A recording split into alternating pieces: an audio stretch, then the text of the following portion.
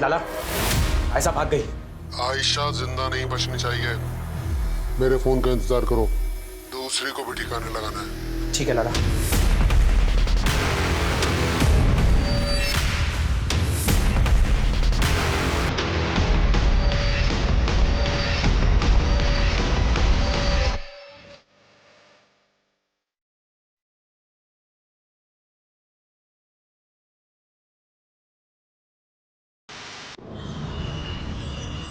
मुझे सब पता है तू क्या करना चाहता है। अरे अम्मी, क्या गलत कह दिया हमने? एक बात बताओ, अच्छा खासा लड़का है वो, खुद की चक्की है उसकी, खुश रखेगा हमारी रुबैया को, देख लेना। बहन की खुशी की इतनी फिक्र होती तो 50 साल के बुढ़े का रिश्ता न लेकर आता तू। अभी उसकी अम्मी जिंदा है उसका ख्याल रखने के लिए। अरे तो कब तक जिंदा अरे अम्मी, समझने की कोशिश करो, घर के हालत पता है ना क्या है हमारे, देख नहीं सकती है वो, कोई लड़कों की लाइन नहीं लगने वाली यहाँ पे उसके लिए। देखना मैं उसका निकाह ना।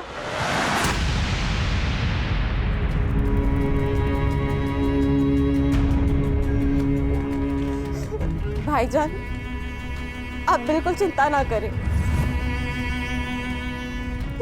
मैं कभी भी आप पर या भाभी पर बोझ बनकर नहीं रहना चाहती। रुबैया, तू तो मेरी जान है, बोझ थोड़ी ना। ऐसे जबरदस्ती निकाह नहीं करवाऊंगी मैं। देखना मेरी गुड़िया का निकाह नेक, ईमानदार, फरमाबरदार लड़के से करवाऊंगी मैं। हाँ अम्मी, क्यों नहीं? एक लड़की जो देख नहीं सकती, जो हूर की परी है, उसके लिए करोड़ों की गाड़ी में आएगा ना लड़का निकाह पढ़ने के लिए। अम्मी, ये ख्वाब है तुम्हारा, ख्वाब ही रहने दो। वो ना अल्लाह देखेगा, तू अपना काम कर। आ बेटा आ।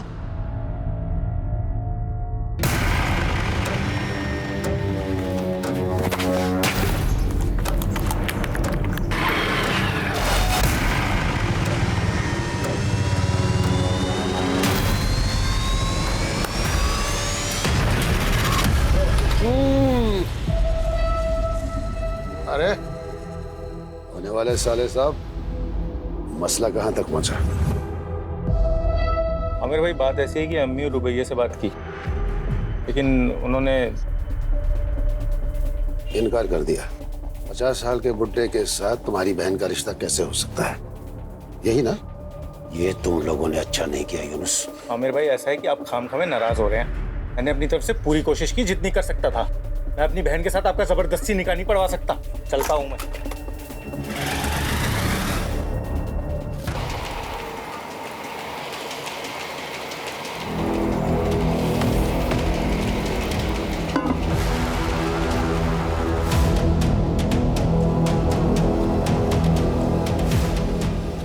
अरे हमसे क्या शर्माना, हमारी दुल्हन बन के ही तो आ रही हो। तुम्हारे भाई यूनुस से बात हो गई है।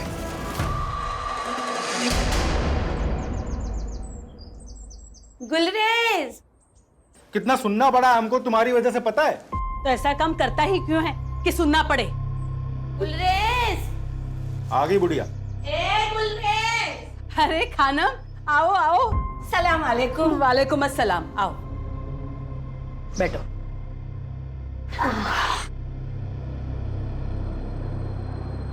आराम से आराम से। खबर ही ऐसी थी कि अपने आप को रोक नहीं पाई। क्यों? रुबैया को फिर से शादी में गवाना है क्या? अरे गवाएंगे क्यों, हम सब मिलकर गाएंगे। ऐसा रिश्ता लेकर आई हूँ कि मना ही नहीं कर पाओगे तुम लोग। लड़का कौन है, क्या करता है और रिश्ता कहाँ से आया है वो तो बोलो खानम। अरे हजरतगंज के बहुत अमीर खानदानी लोग हैं। हाँ? उनका छोटा बेटा है सैयद, 35 साल का। पिछले साल उसकी बीवी का इंतकाल हो गया किसी बीमारी की वजह से।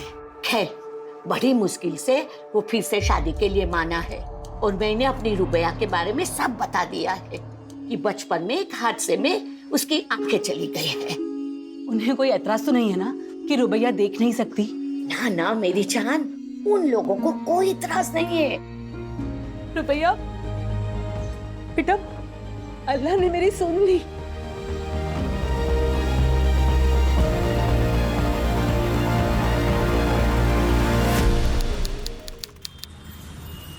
सैयद अमीन इब्न तौफीक अमीन, आपका निकाह रुबैया शेख बिनते फैज शेख से टिक्का राइजुल वक्त 51,000 में तय पाया है।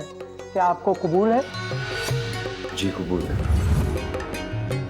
भाई कबूल है, मुबारक हो। मुबारक हो बेटा, मुबारक हो। रुबैया शेख बिनते फैज, आपका निकाह सैयद अमीन इब्न तौफीक अमीन से सिक्का राइजुल वक्त 51,000 में तय पाया है। क्या आपको कबूल है? जी कबूल। भाई कबूल है, मुबारक हो, मुबारक हो, मुबारक हो।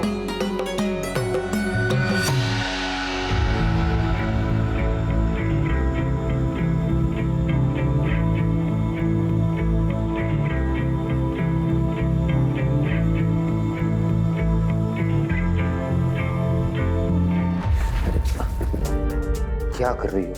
अभी टकराती। वो मैं इस कमरे की चीजों को पहचानने की कोशिश कर रही हूँ ताकि आगे जाके ठोकर ना लगे। आओ बैठो।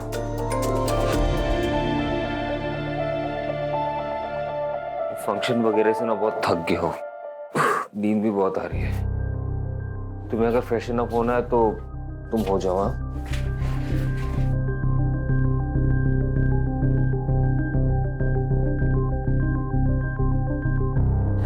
आपसे एक बात पूछूं? आपको सच में कोई एतराज तो नहीं है ना कि मुझे दिखाई नहीं देता?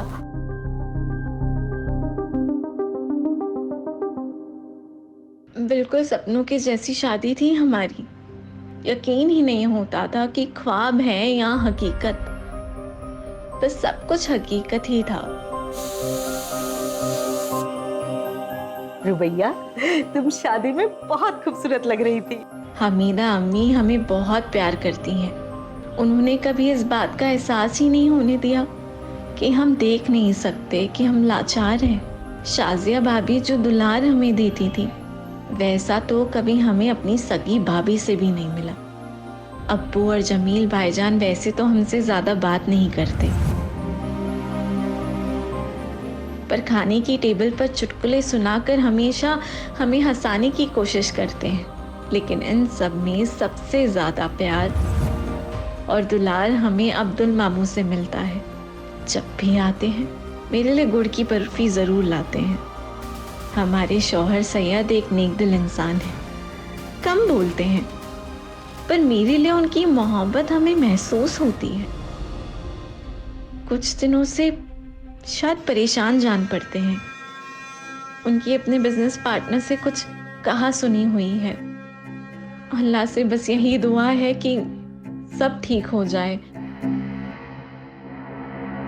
सैयद कहाँ छिपकर बैठा भाड़ा? अरे क्या हुआ? हाँ?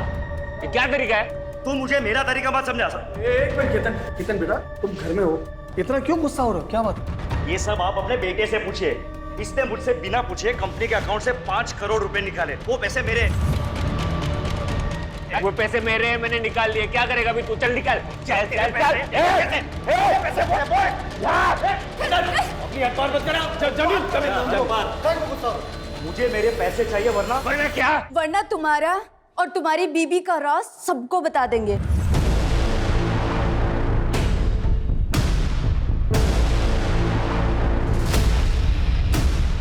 कौन सा सच और क्या बोल रही हैं ये?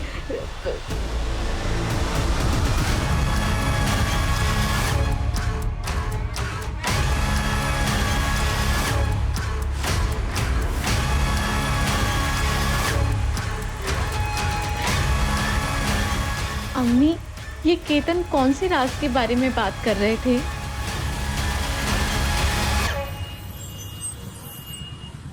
हाँ मित्र। अच्छा वहां भी नहीं है। अच्छा एक काम करना अमित, अगर सैयद तुम्हारे यहाँ आता है या तुम्हारी बात होती है उससे, तो तुम फौरन हमें बताना। हाँ अब्बू, अमित के यहाँ भी नहीं है। ऐसे कहाँ जा सकते हैं? केतन से ना झगड़ा होने के बाद से उनका मूड बहुत खराब था। अम्मी, अम्मी मुझे तो बहुत डर लग रहा है। अरे डर क्यों रही है? सैयद मुड़ी है, वो वापिस आ जाएगा।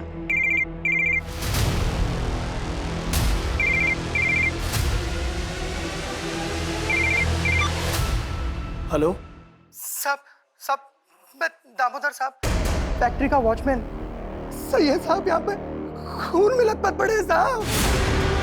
क्या? ए साहब, सब सैयद साहब, सब ये देखिए साहब, ये देखिए, ये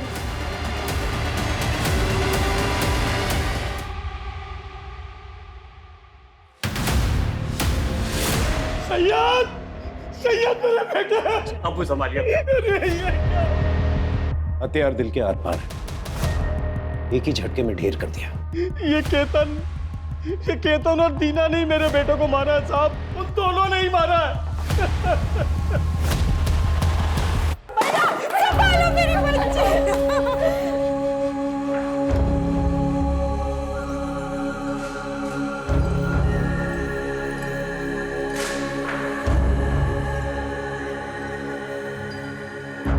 कुछ रोज पहले केतन आया था दीना के साथ मेरे घर पर। उसने सैयद को धमकी दी थी कि अगर सैयद ने उसके पैसे वापस नहीं किए तो पता नहीं सैयद का कौन सा राज खोल देगा वो। मुझे मेरे पैसे चाहिए वरना क्या? वरना तुम्हारा और तुम्हारी बीबी का राज सबको बता देंगे। किस राज की बात कर रहा था, हमें कुछ समझ ही नहीं आया।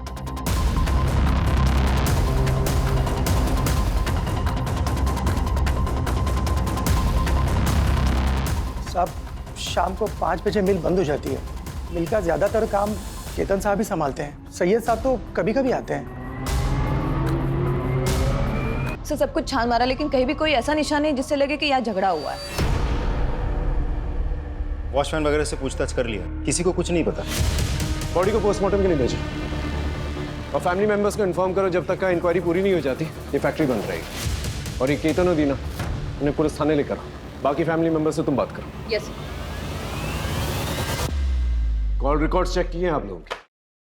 12 से 1 फैक्ट्री में क्या कर रहे थे? ऐसा क्या काम आ गया? सैयद से कौन से राज फाश होने की बात कर रहे थे तुम लोग? मुझे मेरे पैसे चाहिए वरना क्या? वरना तुम्हारा और तुम्हारी बीबी का राज सबको बता देंगे। मुझे नहीं पता कि वो किस राज के बारे में बात कर रहे थे। मैं तो खुद सुन के हैरान थी। सच सच बताओ, सैयद को क्यों मारा? सर हमने सैयद को नहीं मारा। हाँ हम दोनों फैक्ट्री गए थे, कुछ काम था, लेकिन जब हम दोनों वहां पहुंचे तो सैयद की लाश वहां पहले से पड़ी हुई थी। और पुलिस को ये बात बताना जरूरी नहीं समझा तुमने? सर हम डर गए थे क्योंकि सैयद के साथ सुबह ही हमारा झगड़ा हुआ था, तो लोगों को यही लगता कि हम दोनों ने ही कुछ किया है, इसके लिए हमने किसी को कुछ भी नहीं बताया। राज की बात? सर कोई राज नहीं, वो तो ऐसे ही हमने उसे डराने के लिए कहा था, पर मैंने उसे किसी से बात करते हुए सुना था कि ये बात मेरे परिवार वालों को नहीं पता चलनी चाहिए। देखो, ये बात मैं अपने घर वालों को नहीं बता सकता। आप मैं समझ रहा हूँ, लेकिन तुम मेरी बात तो समझो ना। पर वो बात क्या है वो हमें नहीं पता।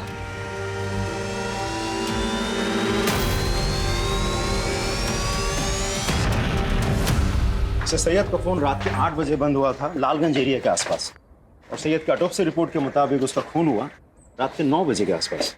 लेकिन सर केतन और दीना तो रात के 12 बजे आए थे फैक्ट्री में। सर ऐसा भी तो हो सकता है मारा कहीं और हो और बॉडी डंप करने यहाँ फैक्ट्री में आए हो।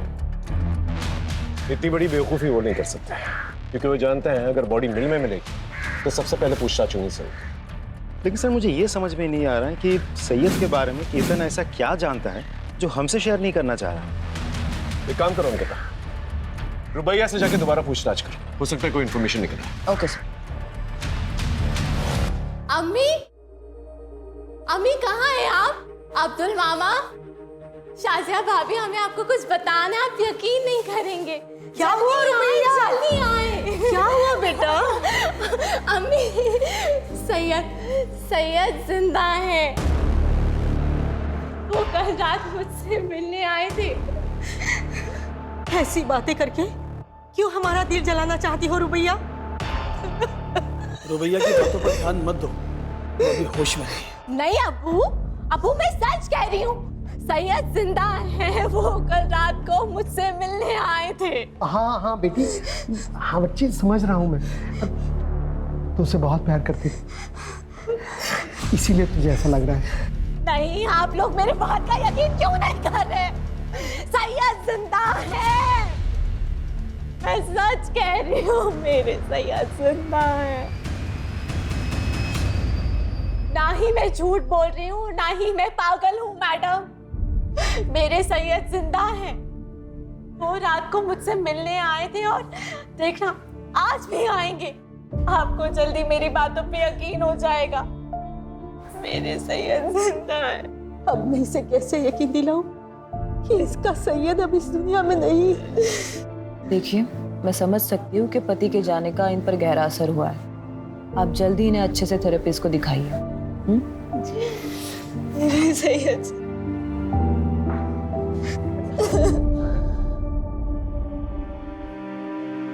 क्यों कोई मेरा यकीन नहीं कर रहा है कि अब जिंदा है सैयद? कहीं ये मेरी कोई गलतफहमी तो नहीं? नहीं, मैंने महसूस किया है आपको। मुझे सबको साबित करना ही होगा कि आप जिंदा हैं।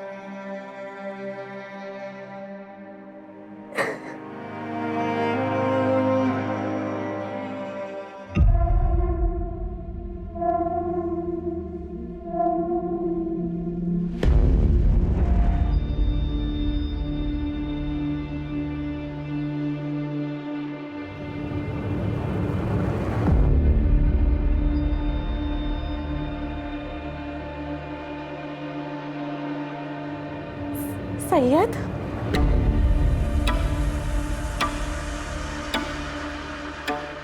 सैयद तुम आ गए?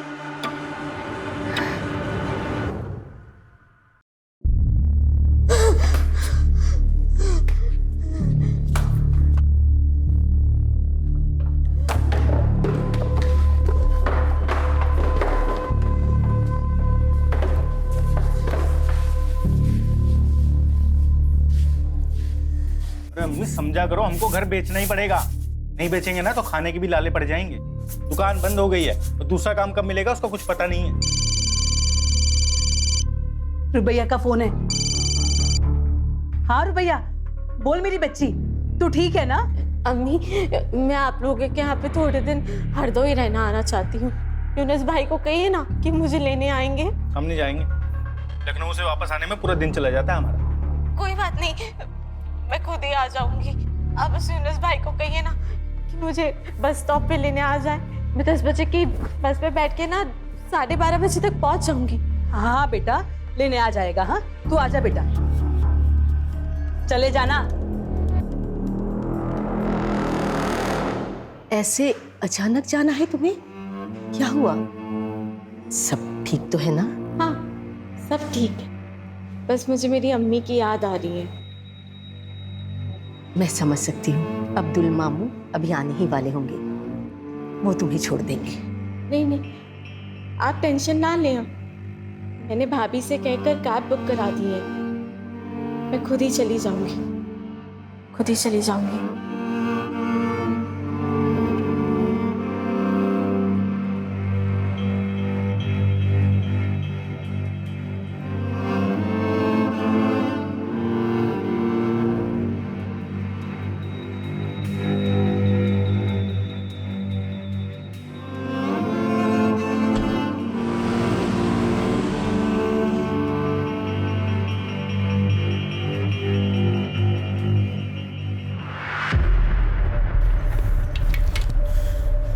जरूरत थी क्या ऐसे यहाँ पे आने की?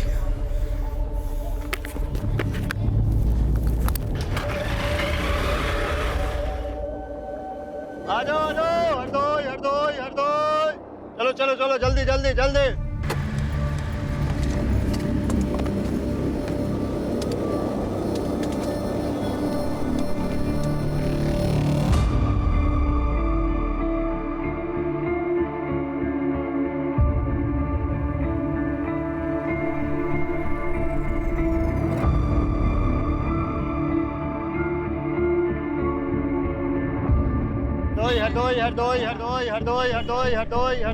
हरदोई।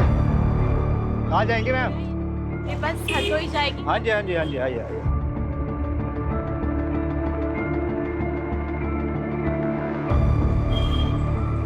चलिए आराम से। चलिए आराम से।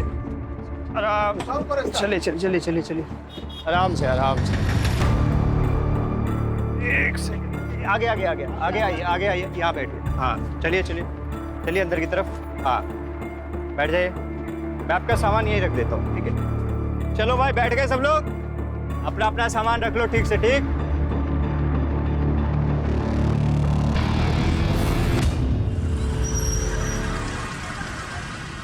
हाँ हाँ, आदाब गुलरेज बहन।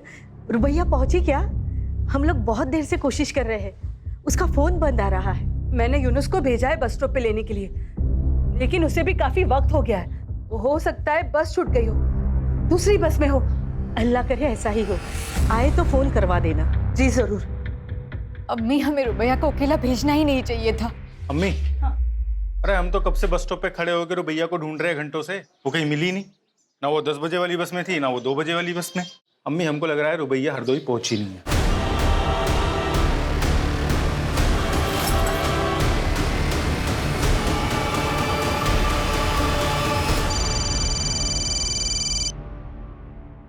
हाँ बोलो। क्या?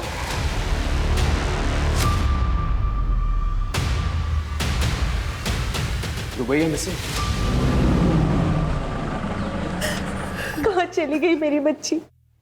पता नहीं क्यों उसे यकीन था कि सैयद जिंदा है और वो उसे रात में मिलने आता है।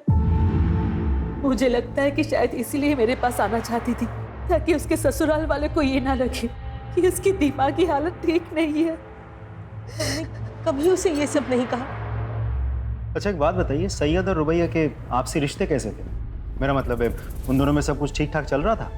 सर, दोनों के बीच के रिश्ते बड़े अजीब थे।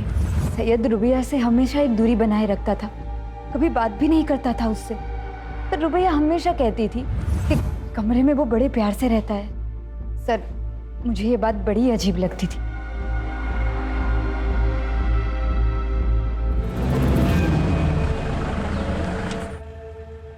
सर, रुबैया के घर वालों से बात करके मुझे समझ में आया कि सैयद और रुबैया के बीच रिश्ते सही नहीं थे। मुझे ऐसा लगता है कि सैयद के मर्डर के साथ रुबैया के गायब होने का कुछ तो कनेक्शन है। एक काम करो, रुबैया की कैब बुक करने से लेके बस स्टॉप पहुंचने तक उसके सारे फुटस्टेप्स ट्रैक करो, उसके call records, cab details, everything. Sir एक और बात, रुबैया के गायब होने के बाद हरदोई से सिर्फ उसकी माँ आई थी, साथ में भाई यूनुस नहीं था। बहन गायब है और भाई को फिक्र तक नहीं। उठा के लेके आओ सर। यूनुस शेख, तो तुम्हें पूरा यकीन है? हरदोई स्टेशन गए थे अपनी बहन रुबैया को लेने के लिए? सर मैं गया था सर मैं बस स्टॉप पे पहुंच गया था, यही कोई 12 के करीब सर। मैंने तो अगली बस का भी इंतजार किया, तब मुझे लग रहा है पहुंची नहीं स्टेशन पे। कैसे गए थे वहां पर? बाइक से गया था सर मैं। तुम्हारा जो हरदोई का घर है और बस स्टॉप है कितनी दूरी पे, तो किस रास्ते से गए थे?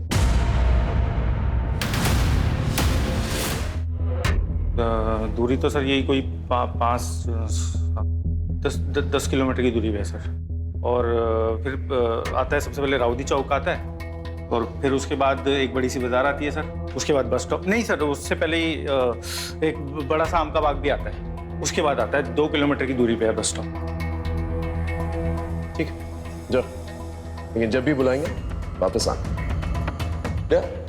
आ जाऊंगा सर। अंकिता, रुबैया के घर से लेके बस स्टॉप तक जितने भी होटल्स, मोटल्स, ढाबे हैं वहां पर जाकर पता करो, और रुबैया के सारे डिटेल्स जो है आसपास के पुलिस स्टेशन भिजवाओ। रुबैया का फोन 8 बजे से एक्टिव था, पता करो किस किस से बात की इसने। और ये रुबैया का भाई यूनुस, सितंबर 15 को 10 से 4 के बीच में इसने किस किस से बात की, किस किस के साथ मैसेजेस एक्सचेंज किए, पता करो सब।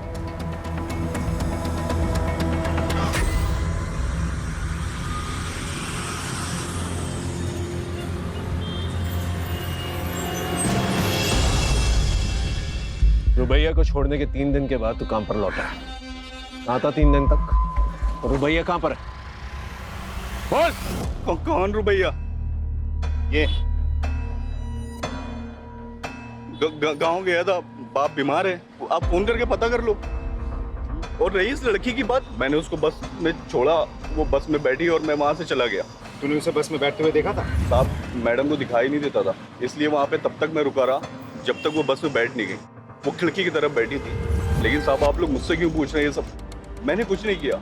हो सकता है तू कुछ नहीं जानता, लेकिन रुबैया तब से गायब हुई है जब से तेरी गाड़ी में बैठी है।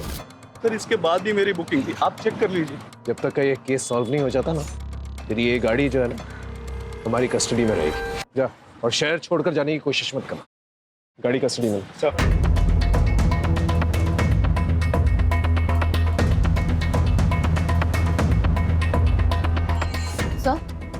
हमने लोकल पुलिस स्टेशन से पूछताछ की, लेकिन रुबैया अमीन ने किसी भी होटल में चेक इन नहीं किया है सर हमने सीसीटीवी फुटेज भी चेक किया और यहाँ तक मॉर्ग जाकर उसके कदकाठी के डेड बॉडीज भी चेक किए सर, लेकिन रुबैया का कहीं कुछ पता नहीं चला।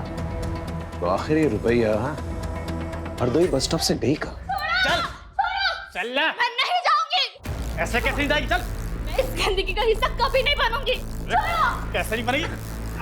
कमल भाई, अबे चुप कर एक मिनट। हाँ लाला, इसको डराने से कुछ नहीं होगा। कहो तो इसको अपने तरीके से इसकी औकात दिखाता हूँ। लड़की को खरोच भी नहीं आनी चाहिए, कोई दूसरा तरीका ढूंढ। ठीक है लाला। नहीं छोड़ो। प्लीज खोलो। प्लीज मुझे बाहर आने प्लीज। तुम्हें पूरा यकीन है ये वही लड़की है जो तुम्हारी बस में बैठी थी? हाँ साहब, उस दिन यही लड़की बस में बैठी थी,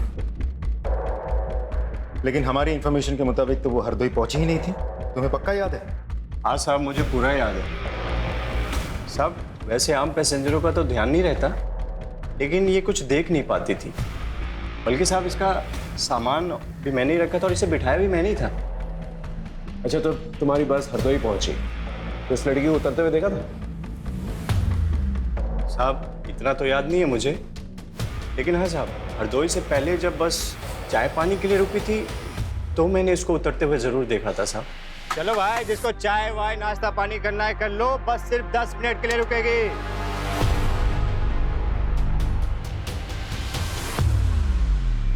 अच्छा, इस लड़की को दोबारा बस पे चढ़ते हुए देखा था आपने? हाँ सर, हमने देखा था।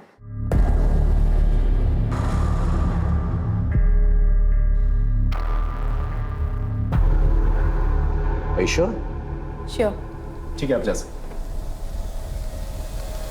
इसका मतलब रुबैया हरदोई पहुंची लेकिन अपने घर तक नहीं पहुंची।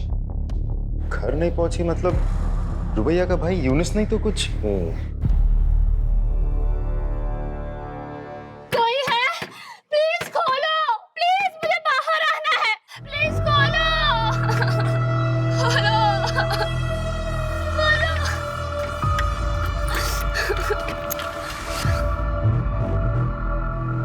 आज कस्टमर लेकर आ रहा हूँ, जरा से भी चालाकी करने की कोशिश की ना, तुम लोग जो बोलोगे वो मैं करूंगी। मेरी हालत इसकी तरह मत करना प्लीज। तैयार करके लेके आ। झूठ बोलता है? हाँ, तेरे कॉल रिकॉर्ड चेक किया हमने। तू हरदोई बस स्टॉप गया ही नहीं था। क्यों नहीं गया था? रुबैया को घर लाने क्यों नहीं गया था? कर गया था सर मैं। तो मेरी बीवी है ना बानो, तो रोज लड़ती थी रुबैया की वजह से, और इस बात उसने मुझे धमकी दी थी, बोला था कि अगर रुबैया घर में आई ना तो घर छोड़ के चली जाएगी। क्या करता सर मैं? नहीं गया फिर।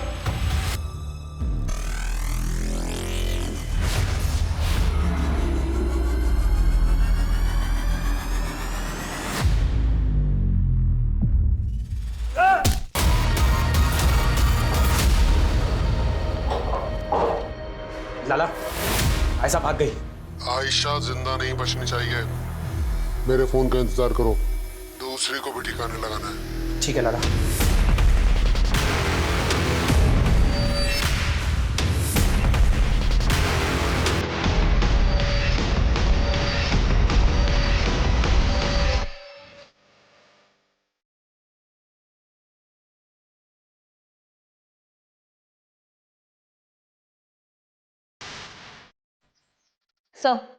सर हमने रुबैया के ससुराल वाले की सीडीआर चेक की सर। उनमें से 15 सितंबर को सैयद का भाई जमील, उसकी लोकेशन रुबैया के लोकेशन से मैच हो रही है।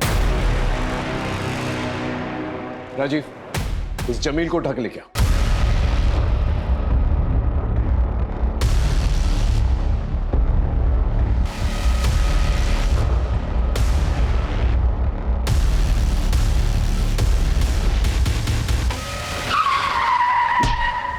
सर, जमील का एक्सीडेंट हो गया, उस पर किसी ने गाड़ी चढ़ा दी है। क्या? जमील अम्मी?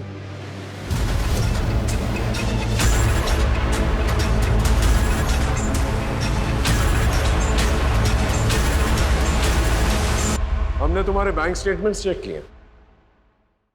तुमने बहुत सारे ट्रांजैक्शंस जो हैं पब्लिक क्लब्स में किए।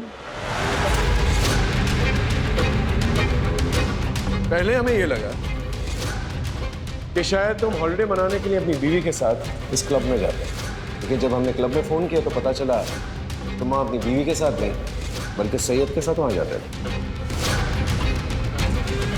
तो चल क्या रहा था तुम्हारा सैयद? हाँ देख सच बता दे। एक ही फैमिली के 3 मेंबर्स के साथ हादसा हुआ है, कोई भी झूठ बहुत भारी पड़ेगा तुझे। सर मैं बाइसेक्सुअल और सैयद गे था। हम दोनों एक दूसरे को डेट कर रहे थे और वो मुझे पैसे भी देता था। हम दोनों एक दूसरे के साथ बहुत खुश थे, लेकिन फिर पता नहीं एक दिन सैयद ने अचानक से आकर कहा कि वो दूसरी शादी कर रहा है और वो ये रिलेशनशिप को कंटिन्यू नहीं कर सकता। सर वो क्लब में अकेले जाने लगा, लोगों से मिलने लगा, उन्हें डेट करने लगा। सर उसने मुझे पैसे भी देना बंद कर दिया।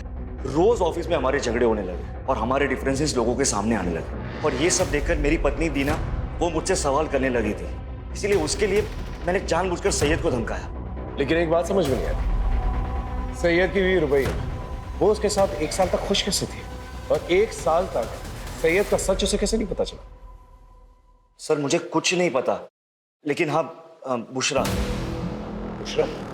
सर बुशरा सैयद की पहली पत्नी थी और वो उससे बिल्कुल भी खुश नहीं थी। वो उसे डिवोर्स देना चाहती थी, लेकिन वो बोटिंग एक्सीडेंट में मारी गई।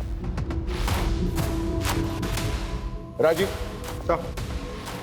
इस बुशरा के बारे में पता कर और बुशरा बोटिंग एक्सीडेंट के बारे में पता कर। जी सर। शिल्पा खत्री नाम की औरत आपसे मिलने आई है। शिल्पा खत्री दोबारा क्यों मिलेगी? यस मिस खत्री बोली। सर वो शायद रुबैया दोबारा बस में चढ़ी ही नहीं थी। क्या? लेकिन पहले तो आपने कहा था आपने उसे बस पे चढ़ते हुए देखा था। सर जब हमने उसे देखा था ना तब हम थोड़ा नींद में थे, लेकिन कल हमें याद आया कि जो लड़की बस में चढ़ी थी उसके हाथ में वो छड़ी क्या बोलते हैं उसे? Blind walking stick. हाँ वो नहीं थी। मिसेस खत्री वो चाय की दुकान याद है जहां पर बस रुकी थी? हाँ सर देखा था इस लड़की को यहाँ, उधर बैठी थी सर। हाँ मैडम क्या लेंगी, चाय या ठंडा? भैया 1 कप चाय दे दीजिए। ठीक।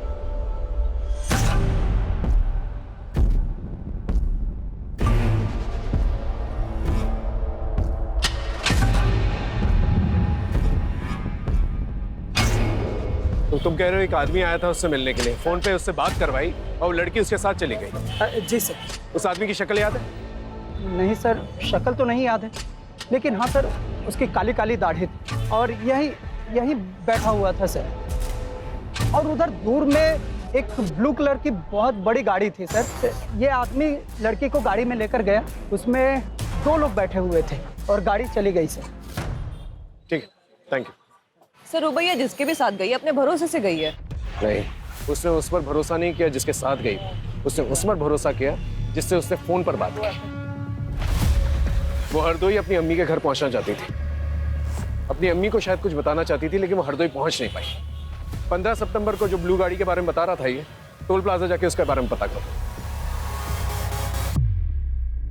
ये सच है अंकल, सैयद को लड़कियों में कोई दिलचस्पी नहीं थी और ये बात सैयद की पहली पत्नी बुशरा को भी पता था। झूठ है ये सब। बुशरा सैयद के बच्चे की मां बनने वाली थी।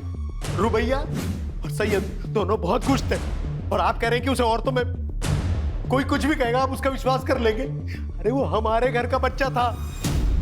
इस बूढ़े ने 2 जवान बेटे खोए हैं साहब। ऐसे वक्त में तो इस घर में इस तरह की बेहुदा बातें मत कीजिए आप। और कोई है जो हम सबको एक एक करके मारना चाहता है, उसे जाकर ढूंढिए आप। पता नहीं हमारी बच्ची रुबैया किस हाल में है, पता नहीं वो जिंदा है भी कि नहीं।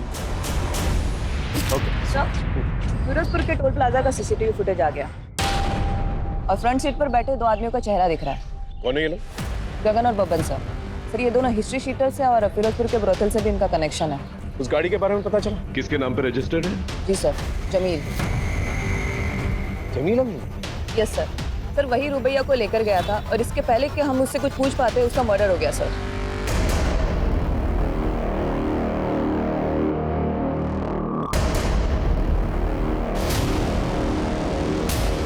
Hello police station. इसकी सांसें तो चल रही, इसको हॉस्पिटल लेके चलना होगा। एक और लाश।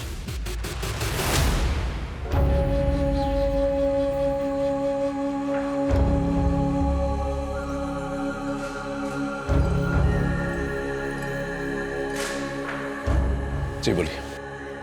विक्टिम की मौत गला काटने से हुई है। बॉडी को 48 आवर्स हो चुका है और इसके साथ एक और जो लड़की की बॉडी आई थी जो बच गई, लेकिन दुख इस बात का ज्यादा है कि विक्टिम प्रेग्नेंट थी।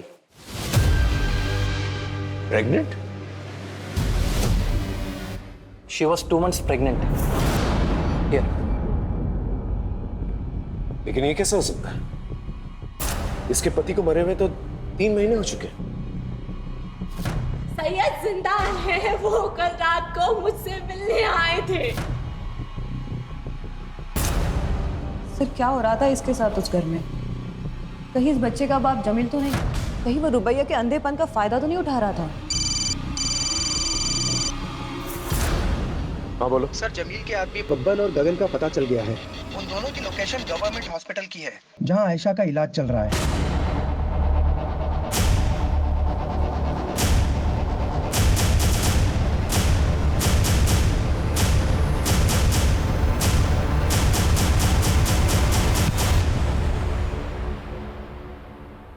किसने कहा था उसे मारने के लिए? किसके कहने पे मारा? बोल।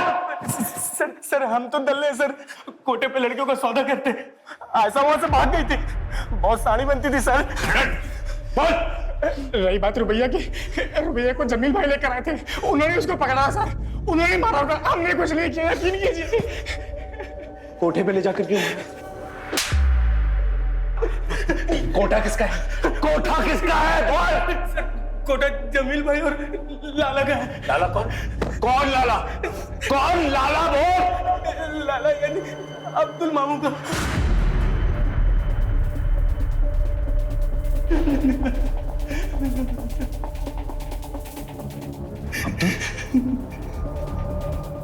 लेकिन अब्दुल तो रुबैया को अपनी बेटी मानता था, और जमील और सैयद उसके अपने भांजे थे। वो अपनी बहन के बच्चों के साथ ऐसा कैसे कर सकता है?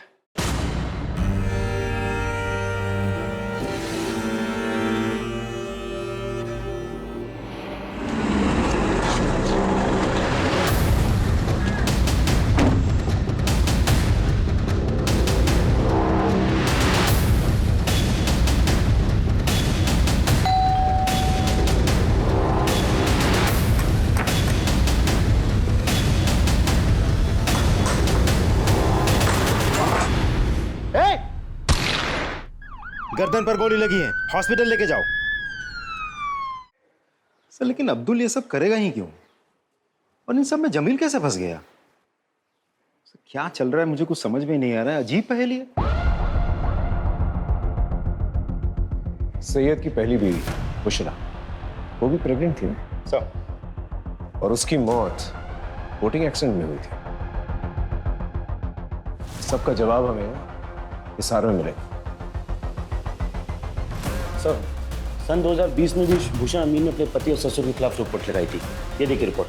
सैयद के खिलाफ तो कंप्लेन समझ में आती है, लेकिन तौफीक अमीन के खिलाफ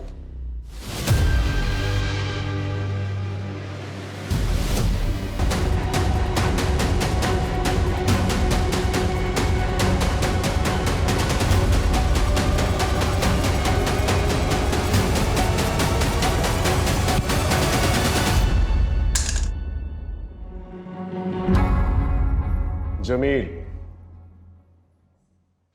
अब्दुल और हमीदा, तुम लोग तो सिर्फ प्यादे हो। असली वजीर तो आप। 2020 में सैयद की पहली बीवी बुशरा, वो उसे छोड़कर हरियाणा जा रही थी। वो प्रेग्नेंट थी। कैसे? मैं नहीं चाहता था कि हमारे परिवार की सच्चाई बाहर वालों को पता चले। हमारे अपने खून, हमारे अपने छोटे बेटे सैयद को लड़कियों में कोई दिलचस्पी नहीं है। मैं चाहता था कि वो एक अच्छी सी लड़की के साथ निकाह करके इज्जतदार जिंदगी बसर करे, इसलिए मैंने बुशरा के साथ उसका निकाह करवाया। लेकिन नहीं, सैयद का दिमाग नहीं बदला और एक दिन जिस बात का डर था वही हुआ। बुशरा को सच्चाई पता चल गई। उसने ठान लिया कि दुनिया को वो सच्चाई बता देगी। मैं कैसे होने देता ये सब? अबू मुझे मेरे भाई से बात करनी है। मैं घर चली जाऊंगी। अबू खुदा के नाम मुझे यहाँ से जाने दीजिए, ताकि तू हमारे खानदान का नाम बदनाम कर सके। पर मैं तेरा वो हाल करूंगा कि तू यहाँ से जाने लायक नहीं रहेगी। चल चल बुशरा चुपचाप सब कुछ सहती रही, लेकिन अचानक एक दिन वो भाग गई और वहां जाकर उसने मेरे और सईद के खिलाफ पुलिस स्टेशन में रिपोर्ट लिखवा दी। इसलिए बुशरा को तो रास्ते से हटाना ही था। उसके बाद हम दोनों ने जैसे तैसे सैयद को दूसरे निकाह के लिए मनाया। रुबैया हमारे परिवार के लिए एकदम सही थी। वो देख नहीं सकती थी। सैयद रात को घर में होता नहीं था। हम सैयद का इत्र लगाकर रुबैया के कमरे में जाता था। रुबैया को कोई शक नहीं होता था। वो सिर्फ इतना पूछती थी, सैयद तुम आ गए? अपने परिवार को आगे बढ़ाने के लिए जो भी सही था वो मैंने किया। लेकिन अपने बेटे सैयद को क्यों मारा? एक दिन उसके दिमाग में भी फितूर चढ़ गया। आपको ये बात समझ में क्यों नहीं आती कि मुझे लड़कियां नहीं लड़के पसंद है, और इसमें कोई गलत बात नहीं है। देखो, आप उस लड़की के साथ जो करना चाहते हो आप करो। उससे निकाह करनी है, उसके साथ सोना है, उसके साथ घूमने फिरना जाना है, जो करना है करो। लेकिन मुझे अपनी सच्चाई के साथ जीना है और मैं अपनी सच्चाई सबको बता के रहूंगा। सिंपल है। और मैंने अब्दुल से सैयद को मरवा दिया और मैंने और जमील ने मिलकर सैयद की बॉडी को फैक्ट्री में रखवा दिया, जिससे सारा शक केतन पर जाए। लेकिन एक दिन रुबैया को भी मेरी सच्चाई का पता चल गया।